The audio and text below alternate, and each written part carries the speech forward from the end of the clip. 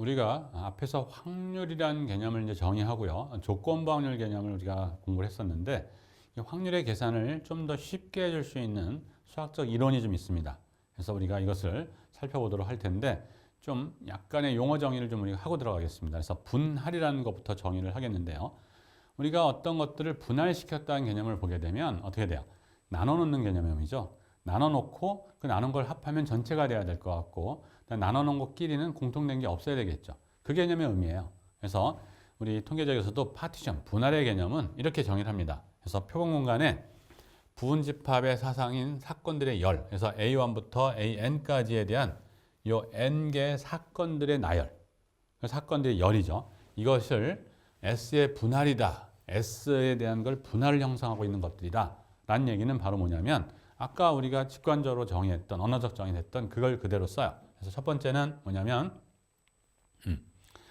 각각에 대해서 다 합사상을 하면, 그러니까 전체를 다 합하면, 그러니까 분할돼 있던 걸 합해버리면 전체가 나와야 되는 거니까 처음은 A1부터 AN까지에 대한 합사상에 대한 형태를 하게 되면 전체가 나와야 돼요.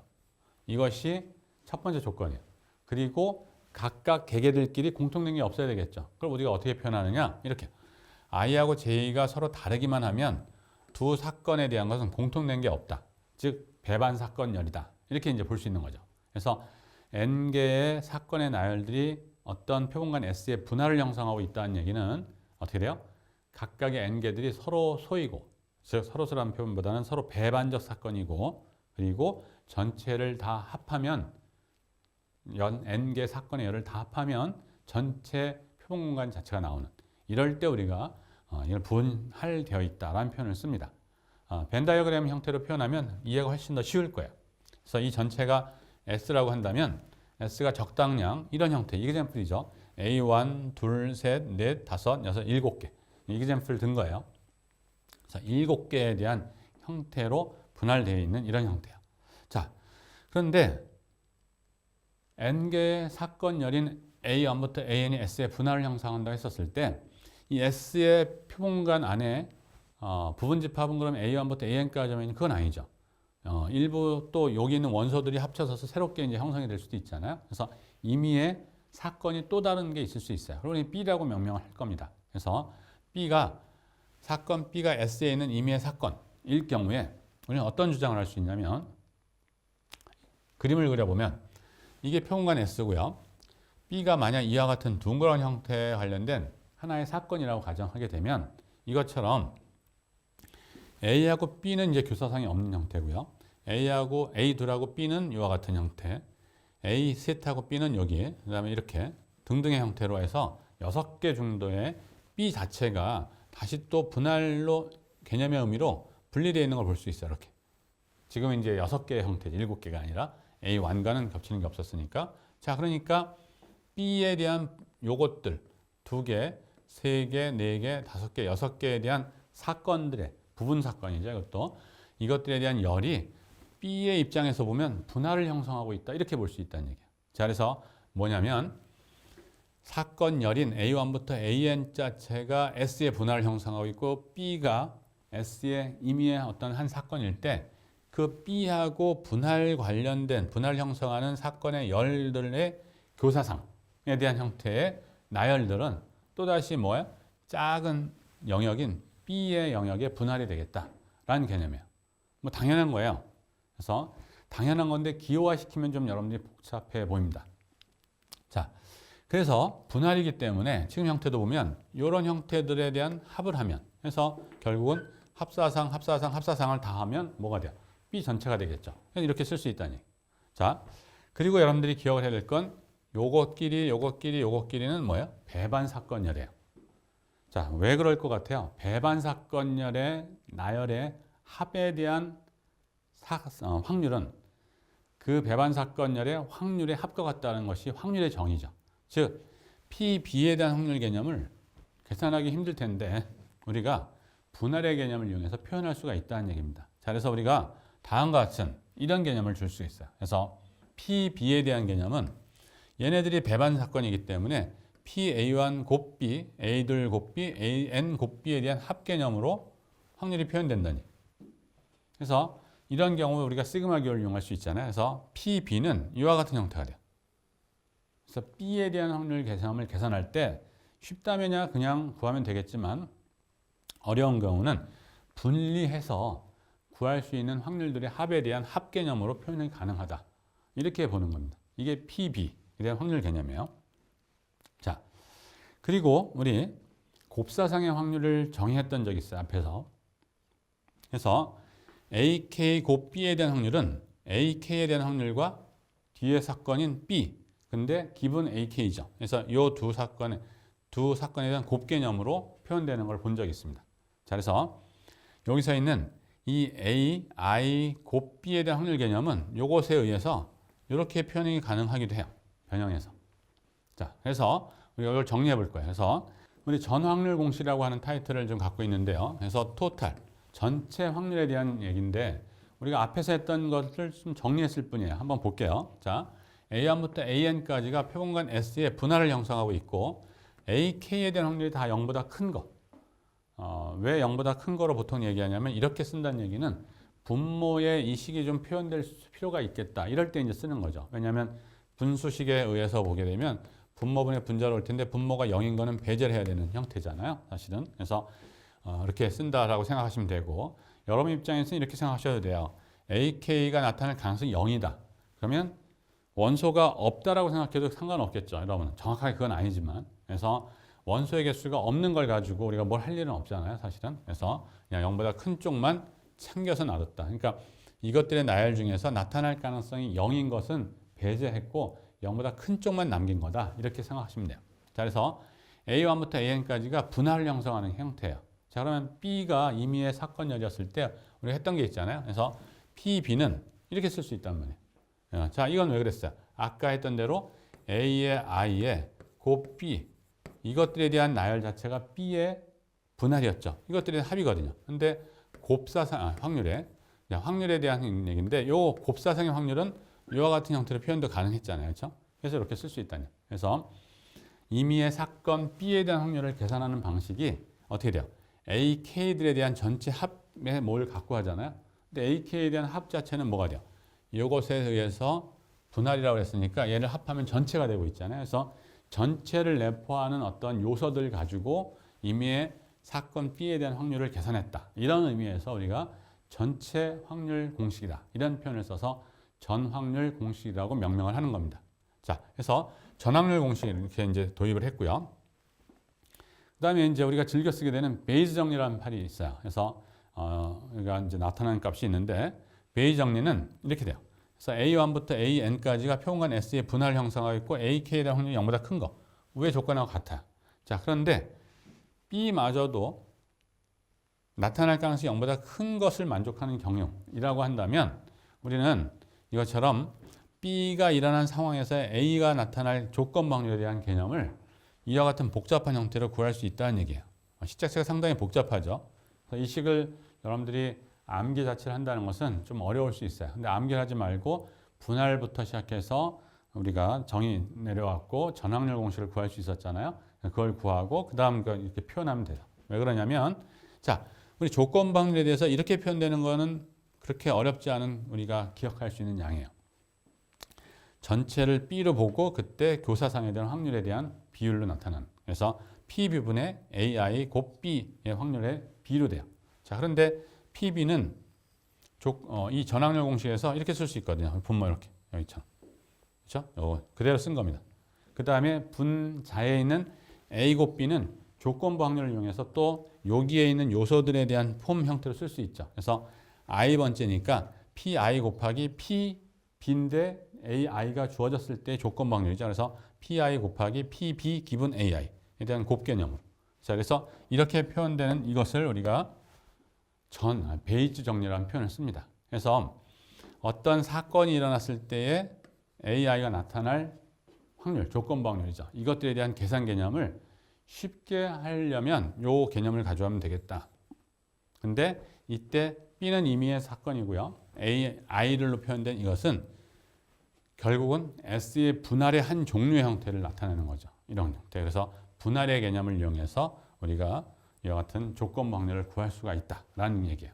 자, 이걸 이용하면 우리가 좀 어려운 상태의 확률 문제들도 쉽게 할 수가 있어요. 자, 그래서 만일 예제를 볼 텐데 세 대의 기계 머신 1, 2, 3가 있는데 각각 전 제품의 20%, 30%, 50%를 생산하고 있는 기계가 있어요. 한 공장에. 그러면 당연히 업주, 사장의 입장에서 보면, 관리자 입장에서 보면 당연히 세 번째 기계에 애착이 갈 거예요. 왜냐하면 얘는 50%나 생산해주고 있으니까. 자, 그런데 약간의 이제 뭐 서로 간 상쇄되는 문제가 좀 있어요. 자, 뭐냐면 각 기계들이 있는데 기계에서 생산되는 제품의 분량률을 조사해 봤더니 첫 번째 기계는 1%인데 두 번째는 2%, 세 번째는 3%예요. 그러니까 분량률이 다 일정하다 그러면 세 번째 기계만 잘 애주중지하면 되겠는데 세 번째 기계가 많이 생산하긴 하는데 불량품도 많아요. 불량품이 많다는 얘기는 그 제품을 판매할 수 없는 경우니까 손해를 끼치는 거거든요. 그러니까 많이 생산하긴 하지만 불량률이 많아요. 그러니까 적당량을 뭔가 찾아야 될 문제가 생기는 겁니다. 이 업주의 입장에, 관리자의 입장에서는. 자, 그런데 우연치 않게 우리가 무작위로 뽑은 하나의 제품이 불량품인 게 나왔어요. 그럼 이 불량품이 어디서 나왔을까를 추적해서 그 불량품이 나오게 된 이유를 찾아서 그 기계를 수리해야 되겠죠. 그래야 불량률을 줄일 수 있는 거잖아요. 만약. 근데 물론 이 제품에는 이 기계 A 첫 번째 기계, 두 번째 기계, 세 번째 기계 어디서 뽑혔다는 정보도 없다는 전제를 까는 겁니다. 요즘에 생산된 물건들은 다 대부분 코드가 붙어서 얘가 어느 기계에서 어느 시점에 나왔는지를 다 이렇게 작성돼서 다 나오죠. 일반적으로. 자, 그래서 이런 문제가 없지만 만약 그런 게 없었다면 불량품이 하나 뽑혔는데 얘가 도대체 어디서 나왔는지가 상당히 궁금한 거예요. 그랬을 때 첫 번째 기계의 확률은 얼마인지, 두 번째 기계 확률은 얼마인지, 세 번째 기계 확률은 얼마인지 이런 걸 계산해 보는 겁니다. 그래서 첫 번째는 안 하고 두 번째 기계에 의해서 생산되었을 확률을 계산하는 방식을 해볼 겁니다. 여러분은 첫 번째 기계도 세 번째 기계에 대해서 생산될 확률도 각각 계산할 수가 있겠죠. 자, 그래서 우리가 해보면 일단 표본 공간 S로서 정의해 두고요. 분할을 잘 설정을 해야 되죠. 그래서 첫 번째 기계, 두 번째 기계, 세 번째 기계에서 생산되었을 가능성이 20, 30, 50이니까 100%가 나오고 있어요. 그래서 우리가 B 자체는 불량품일 사건을 볼 것이고요. 그 다음에 AI를 제품의 기계 MI에 의해서 생산되었을 사건이라고 주겠다는 겁니다. 자, 그렇게 되면 PA1 0.2죠. 20% 생산하고 있으니까 PA2 0.3, PA3 0.5 이렇게 볼 수가 있어요. 그래서 A1, A2, A3 이것이 바로 분할을 형성하고 있는 이런 경우다는 얘기죠. 그 다음에 불량품은 임의한 사건이 될 것이고요. 자, 그러면 MI에 의해서 생산된 한 제품이 불량품일 확률은 그건 이미 알고 있어요. 왜? 여기서 조건이 주어졌거든요. 그래서 첫 번째 기계는 1%. 그래서 첫 번째 기계에서 불량률 0.01, 두 번째 기계에서 불량률 0.02, 세 번째 기계에서 불량률 0.03 이게 나왔어요. 근데 우리가 알고 싶은 것은 불량품인 걸 알았어요. B가 알은 상태에서 이것이 두 번째 기계의 1, 이 확률을 구하고 싶은 거예요. 이럴 때 이제 할 수 있는 것이 바로 베이지 정리죠. 그래서 베이지 정리에 의하면 우리가 했던 대로 이와 같은 PB분의 이게 PB예요. 불량품이 나왔을 때에 대해서 하는데 A2과 AB에 대한 곱사상이죠. 그걸 우리가 이렇게 쓸 수 있단 말이에요. 그런데 여기서 필요한 이 요소들에 대한 값들은 위에서 다 있단 말이에요. PA2 두 번째 기계 생산 확률이니까 0.3이고요. 두 번째 기계에서 불량률이니까 0.02. 밑에 다 세 가지 다 있고요. 그래서 계산을 우리가 해보면 이렇게 돼요. 그래서 0.26이 되겠다는 얘기죠. 그래서 불량품인 게 한 개 나왔으면 두 번째 기계에서 만들어졌을 가능성은 26%다. 이렇게 볼 수 있는. 첫 번째 것도 세 번째 것도 다 차지할 수 있겠죠. 그래서 여러분들이 한번 찾아보시면 여러 가지 비교를 해볼 수가 있을 겁니다. 자, 그래서 일반적으로 A의 확률하고 B가 주어졌을 때 A의 확률, 조건부 확률이죠. 이건 같지 않아요. 일반적으로.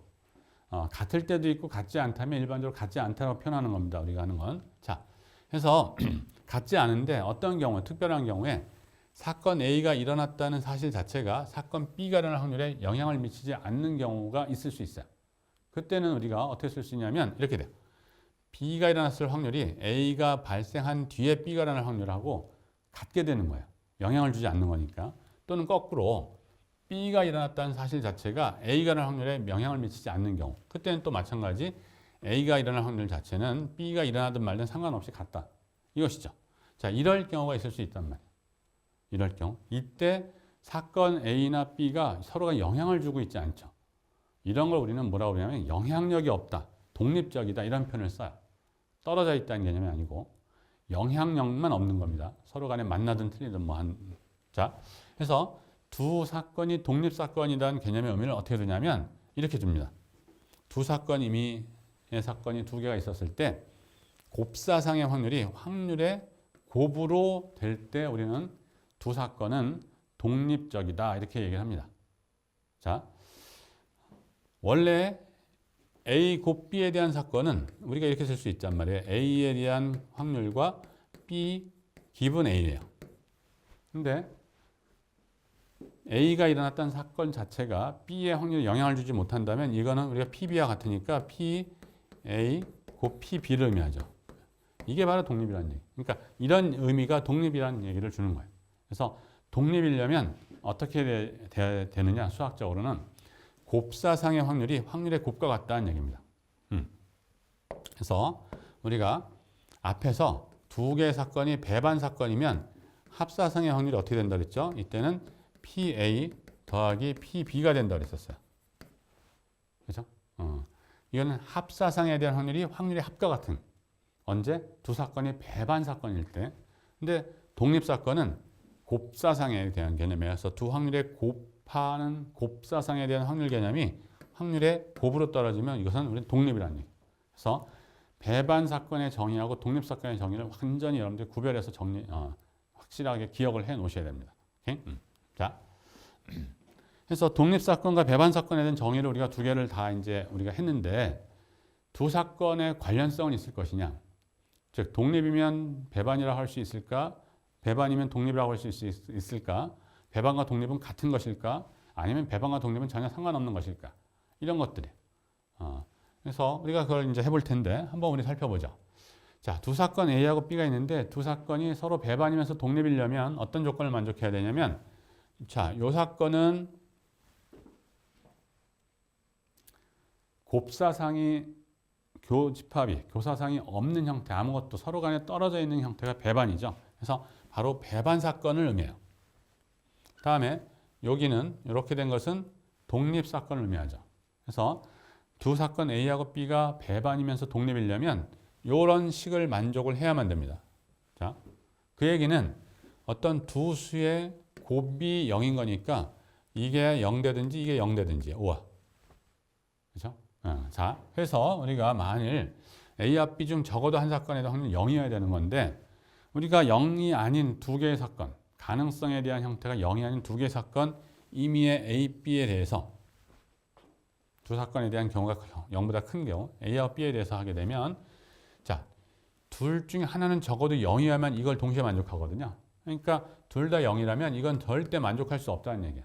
그러니까 이걸 만족하면 얘를 만족할 수 없고 이걸 만족하면 얘를 만족할 수 없고 등등의 형태대로. 자, 그렇기 때문에 독립이면 배반일 수가 없는 것이고 배반이면 독립일 사건일 수가 없다라는 얘기죠.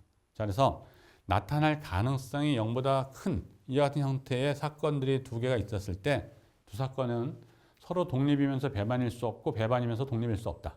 그 얘기는 배반과 독립은 완전히 별개의 개념이다. 근데 우리가 언뜻 듣기에는 뭔가 관련성이 있을 것 같은데 그렇지 않다는 얘기예요. 전혀 상관없는 아무런 관련이 없는 조건이다. 의미다. 이렇게 이제 보셔야 돼요. 그래서 요걸 좀 기억을 하셔야 되고요. 자, 해서 아무 상관이 없다는 사실이에요. 자, 우리 예제를 통해서 독립사건에 대한 얘기를 좀 더 이제 진행을 해볼게요. 자, 한 개의 동전을 두 번 던질 때 첫 번째 앞면이 나오는 사건을 A라 했고요. 두 번째 앞면이 나오는 사건을 B라 했어요. 자, 그렇게 되면 한 개의 동전을 두 번 던지니까 표본 공간은 우리가 일단 쓰겠죠. 그래서 우리가 여기서 보면 HH, HT, TH, TT 네 개가 돼요. 자, 그런데 A는 첫 번째 앞면에 나오는 사건이니까 HH, HT 두 개로 이루어졌고요. 두 번째는 두 번째가 앞면에 나오는 사건이 B니까 TH, HH 두 개고요. 그다음에 세 번째 사건 C는 뭐냐면 두 번 모두 같은 면이 나오는 거니까 HH, TT로만 이루어진 거예요. 두 개로 이루어졌어요. 자, 이렇게 되는 사건 A, B, C에 대해서 여기에 있는 각각의 확률들의 곱을 계산을 해보자는 얘기죠. 확률값을. 자, 그래서 PA는 4개 중에 표본관 전체가 4개 있단 말이에요. 원소의 개수가. 그 중에 2개가 있으니까 4분의 2. PB도 4분의 1, PC도 4분의 1이죠.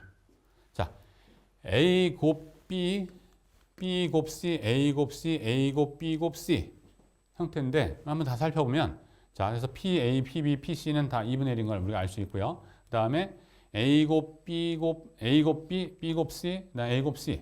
자, A하고 B의 공통된 사건은 뭐밖에 없어요? HH밖에 없죠. 이렇게. 그 다음에 B하고 C도 HH밖에 없고요. 또 A하고 C도 HH밖에 없어요. 그러니까 여기까지는 다 HH고요. 자, 그 다음에 세 개에 대한 공통된 것도 HH 하나만 있죠. 그래서 결국 세 사건에 대한 곱사상도 HH 하나만 있습니다. 그렇기 때문에 우리는 뭘 할 수 있냐면 다음 같은 확률. A 곱 B 확률 4개 중에 하나고요. 이것도 4개 중에 하나, 얘도 4개 중에 하나, 얘도 4개 중에 하나니까 4분의 1의 확률. 자, 그래서 직관적으로 여러분들이 이제 기억을 해야 될 게 좀 있어요. 두 사건. 자, A하고 B는 독립이에요. 왜 그러냐면 A하고 B에 대한 사건의 확률이 2분의 1이거든요. 두 개에 대한 곱을 하면 4분의 1인데 A 곱 B에 대한 확률 자체가 4분의 1이니까. 그래서 두 사건 A하고 B도 독립, B하고 C도 독립이고 A하고 C도 독립이에요. 그런데 지금 사건이 3개가 있거든요. 그러면 사건이 2개까지는 독립인데 세 뭉텅이 3개 사건이나 그 많은 사건들이 있었을 때, 더 많은 사건들이 있었을 때 이 사건들이 다 독립적이다 아니다를 어떻게 판단하겠느냐 하는 문제, 정의를 내리겠느냐. 자, 그래서 우리가 정의 내리는 건 이렇게 내려요. 사건 열들이 있었을 때 이 사건 열들이 독립사건들의 열이다 라고 얘기하려면 뭘 만족해야 되냐면 좀 복잡해요. 임의의 2개짜리도 독립성의 성질을 만족해야 되고요. 3개짜리에 대해서도 곱사상의 확률의 곱으로 떨어지는 이 성질을 만족해야 되고 그 다음에 n개를 다 한 거. 그 사이에 이제 점점 있겠죠. 2일 때도 3일 때도 4일 때도 계속해서 n일 때까지도 각 n 사건의 교사상의 확률이 각각 확률에 대한 곱으로 될 때가 바로 독립이 돼. 이거 성립할 때가 우리는 A1부터 AN까지가 서로 독립이라고 얘기를 합니다. 그렇기 때문에 전 예제에서 봤던 대로 A 곱 B에 대한 확률은 4분의 1, A, B에 대한 확률은 2분의 1. 그렇기 때문에 2개짜리들은 이걸 만족을 해요. 그래서 A하고 B도, A하고 C도, B하고 C도 독립이에요. 그런데 세 사건에 대한 곱사상의 확률은 4분의 1이었거든요. 이 세 사건의 곱은 4개 중에 하나예요. 그런데 A하고 B에 대한 확률이 얼마예요? 4분의 1이었어요, 지금. 그 다음에 C에 대한 확률이 2분의 1. 그래서 같지 않아요. 이걸 만족하지 않아요. 자, 그래서 세 사건의 곱사상의 확률이 확률의 곱에 대한 형태로 같지 않아요. 그래서 우리는 세 사건 열 A, B, C는 독립이다라는 얘기를 하지 못해요. 자, 그 얘기는 뭐냐면 이런 얘기를 할 수 있다는 얘기죠. 세 사건 A, B, C 중 어느 두 사건을 택하더라도 서로 독립이라는 사실이었죠, 현재. 그런데 그것이 세계 전체가 독립이다 라는 말을 할 수 없다는 얘기죠. 국가 간의 관계에서도 A하고 B하고 B하고 C하고 A하고 C가 있는데 얘네들이 각각은 영향을 주지 않지만 전체가 같이 생각할 때는 영향력이 있을 수도 있다 이런 얘기가 됩니다. 그래서 그런 것들을 그래서 우리가 통계적으로 더 많은 사건들의 열에 대한 독립은 2개부터 시작해서 그 자체까지에 대한 곱사상의 확률이 확률의 곱으로 다 될 때 우리가 그걸 독립이라는 표현을 쓰는 겁니다. 자, 우리 한 예제를 또 한번 보도록 하겠습니다. 자, 불량률이 P, 양호율이 1-P, 그걸 보통 Q라고 좀 해요. 이분법적인 형태에서.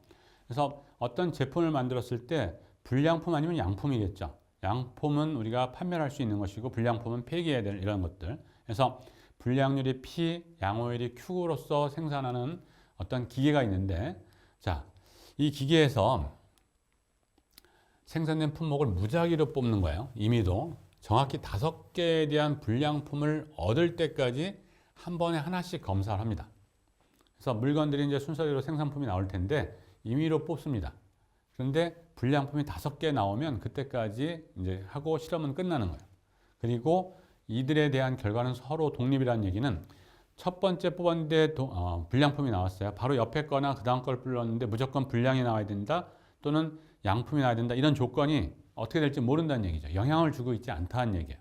그러니까 첫 번째 뽑은 경우가 두 번째나 세 번째 뽑는 거에서 영향을 주지 않는다라는 개념을 갖습니다. 자, 이럴 때 5개의 불량품을 얻기 위해서 정확히 n개의 품목을 뽑을 가능성인 Pn을 찾아봐라 하는 얘기입니다. 상당히 좀 쉽지 않은 형태예요. 그리고 실험의 경우에서 우리가 이그젬플 예전에 봤었을 때 생각하면 실험을 무한번 할 수도 있는 이런 경우예요. 왜?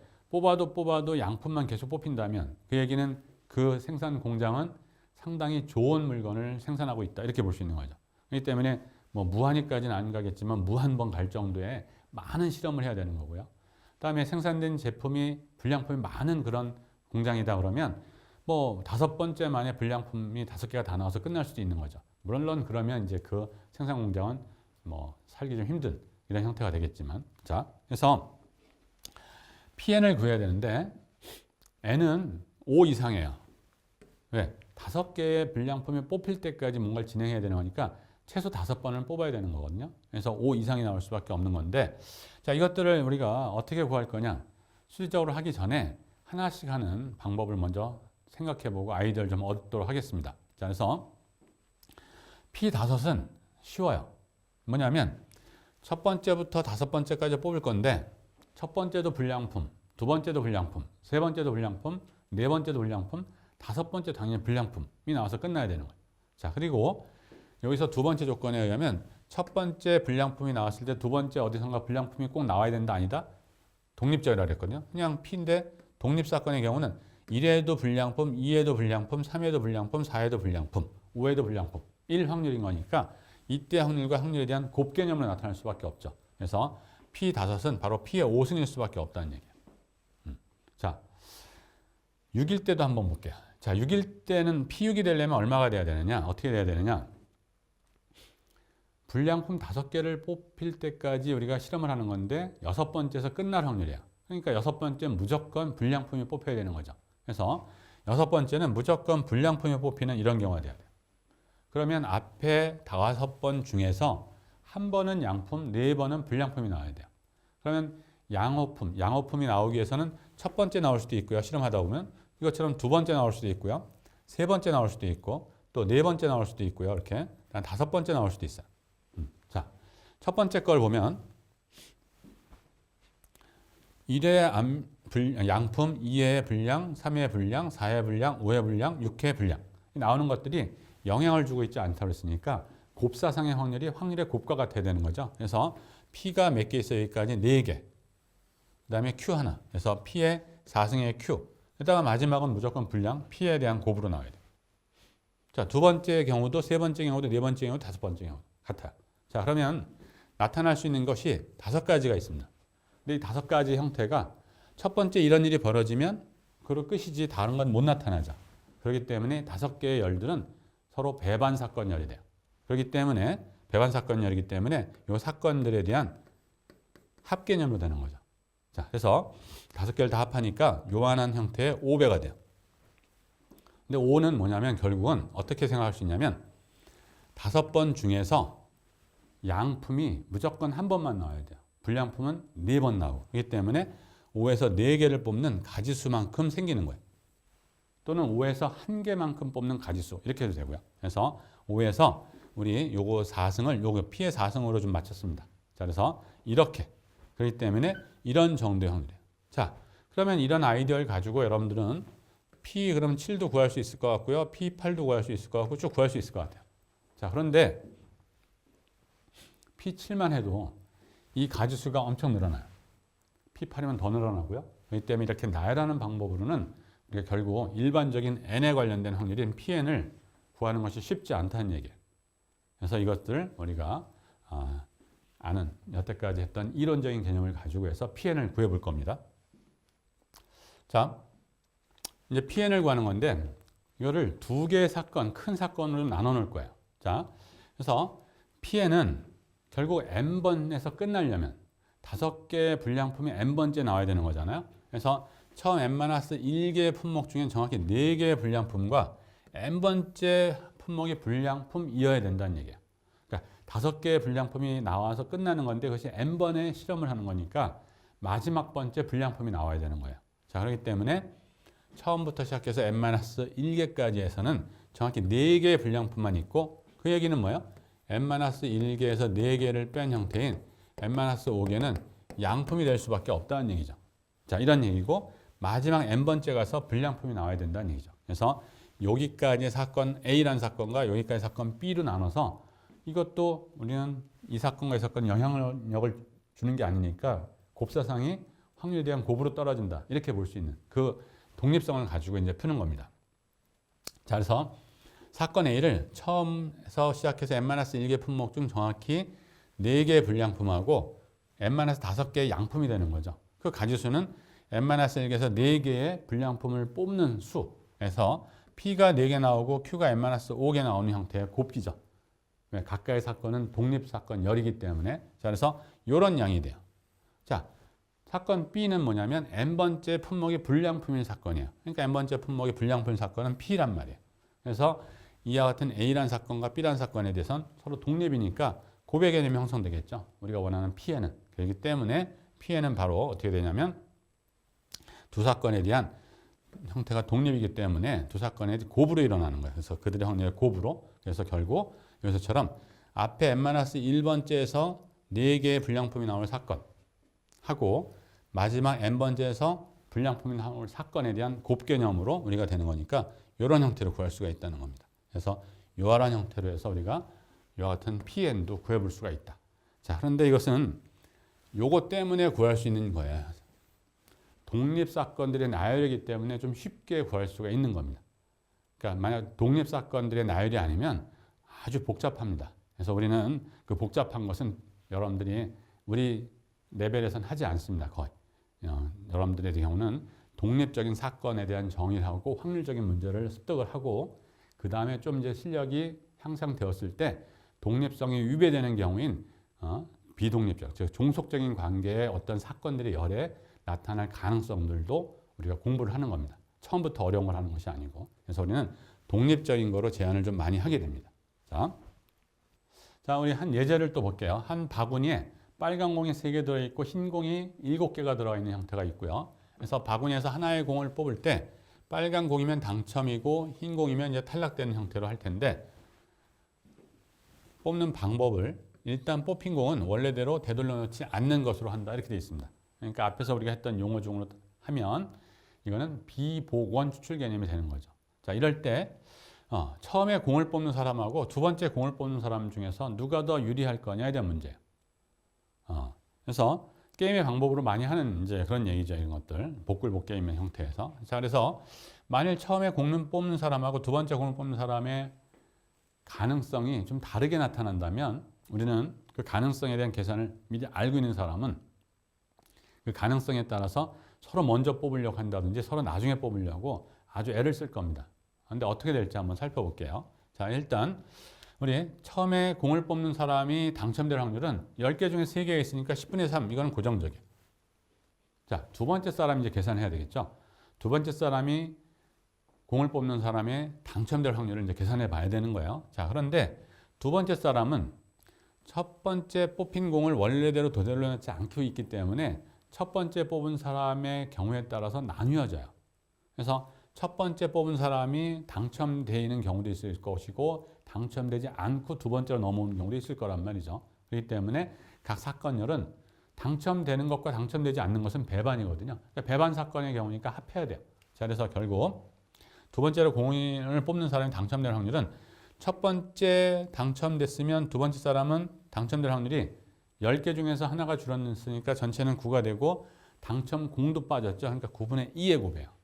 자, 첫 번째 사람이 탈락을 했으면 두 번째 사람은 9개는 맞는데 당첨될 공은 3개인 상태가 유지되기 때문에 9분의 3과 10분의 7에 대한 곱이 돼요. 그래서 결국 두 가지 경우 자체가 배반이거든요. 그러니까 합사건으로 일어나야 되죠. 그래서 10분의 3. 그래서 결국 같습니다. 그래서 이와 같은 형태로 실험을 할 때 처음에 공을 뽑든 두 번째로 공을 뽑든 같다는 얘기예요. 자, 그런데 되돌려 놓지 않는 것으로 해도 이렇게 같은데 되돌려 놓는 것으로 하는, 즉 복원 추출 개념을 하게 되면 어떻게 될까요? 당연히 같죠. 자, 그러니까 왜냐하면 처음에 뽑은 사람이 보고 확인만 하고 집어넣고 뒤섞어서 다시 뽑는 이런 형태인 거니까 원상태거든요. 그러니까 같아요. 그러니까 결국 이런 게임의 종류에서는 처음에 하든 두 번째 하든 즉 복원 추출로 하든 비복원 추출로 하든 당첨될 가능성에 대한 얘기는 누가 더 유리하거나 그러지 않다는 얘기예요. 확률적으로.